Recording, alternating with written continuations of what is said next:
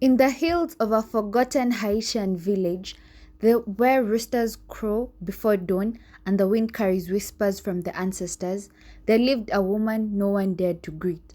Her hut sat just slightly apart from the others, close enough to be seen, far enough to be avoided. Its porch was always swept clean, yet no footprints ever lingered there. A red cloth hung above her doorway, faded by years of sun and rain. Sometimes, at night, a single candle burned inside long after the village had gone quiet.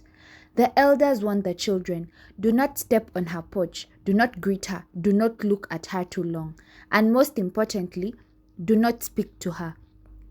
No one ever explained why. In the village, explanations were unnecessary. Fear was enough. Now, in that same village, lived Grandma Yvette, a warm, generous woman with laughter in her voice and stories in her bones. She had many grandchildren, so many that when they visited from a neighboring village, her heart overflowed with noise, footsteps, and joy. That season, they came to visit her. Among them was Totonu, a bright-eyed boy, curious and stubborn, raised far from this village's customs. He listened more to his own thoughts than to the warnings he had never had. On his second day there, Grandma Yvette sent him to fetch water. As Mikel walked along the narrow path, he passed the forbidden hut. The old woman sat on her porch, still, silent, just watching. Her eyes followed him. At first, Totonu ignored it, but the staring did not stop.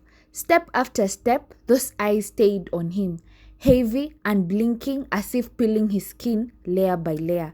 Annoyed, Totonu turned. "What are you looking at?" he snapped. The village seemed to inhale. The old woman said nothing. She only smiled, a thin, knowing smile that did not reach her eyes. Totonu scoffed and walked away, laughing it off. By the time he returned to Grandma Yvette's hut, the moment had already slipped from his mind. That night, he slept deeply, too deeply. At dawn, as Mikel stepped outside, something lay on the ground before him. A doll. Small, hand-stitched, and perfect. It had his hair, his clothes, even a tiny scar on the knee he had gotten as a child. Totonu screamed. He ran inside, clutching the doll, accusing his cousins of playing a cruel joke. "This isn't funny," he said, his voice shaking. "Who did this?" No one laughed. No one said a thing. Grandma Yvette took the doll from his hands, and her smile vanished. Slowly, she looked up at him. "What happened yesterday?" she asked. When Totonu told her about the woman on the porch, Grandma Yvette froze. Her hands trembled. She whispered a prayer under her breath.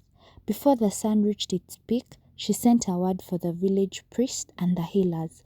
This was no child's game. This was voodoo, the old kind. As they prayed over Totonu, something terrible began to happen.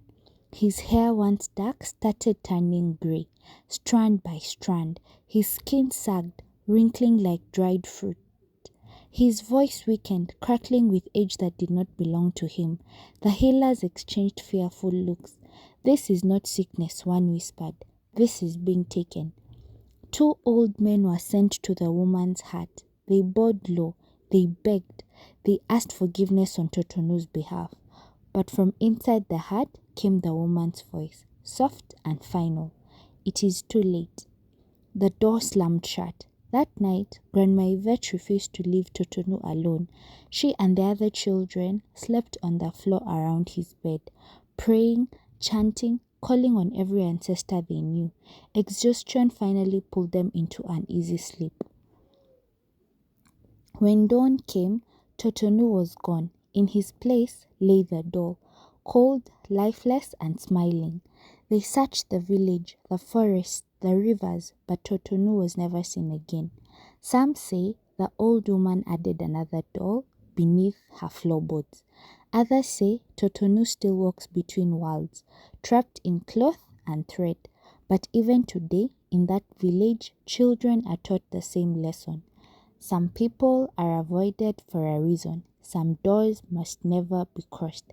And when the elders say do not greet, because listen, not every stare is empty and not every smile is human. Please subscribe.